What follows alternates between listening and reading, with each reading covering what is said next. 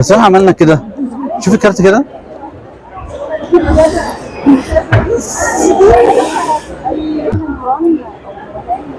هو ده.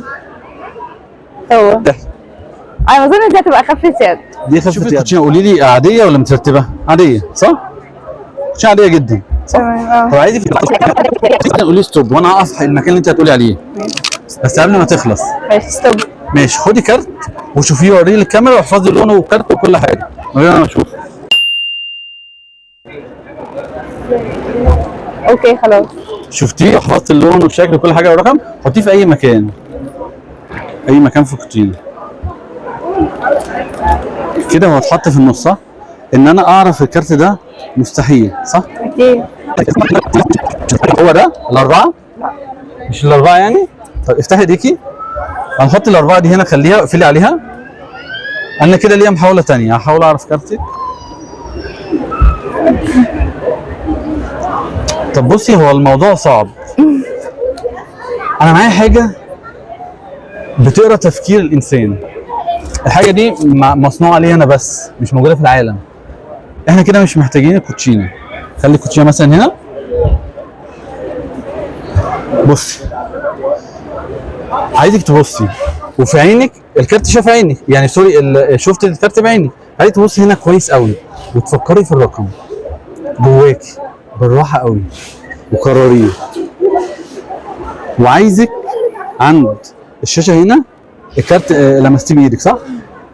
عايزك تلمسي ده صباعك هنا واللي انت بتفكري فيه هيظهر هنا. هحاول.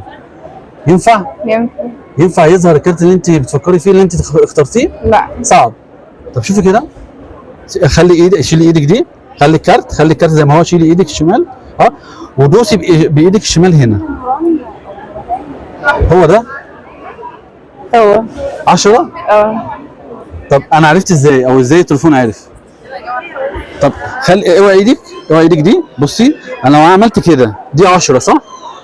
دي 10 الموبايل 10 والكارت اول رقم 4.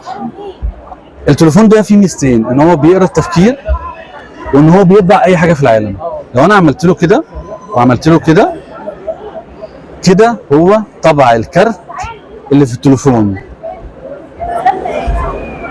الكارت راح فين؟ اختفى. ينفع ده يبقى 10؟ مستحيل صح؟ بس احنا عملنا كده. شوف الكارت كده.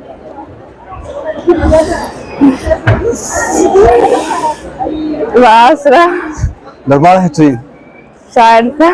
طب هو كارت ولا كارتين؟ لا كارت واحد صح؟ طب ازاي حصل كده؟ مش عارفة. عرفت الرقم اللي انت اخترتيه وفكرت فيه والكارت في ايدك 4 صح؟ ازاي تحول الرقم او اللي انت اخترتيه من الاول؟ مش عارفة.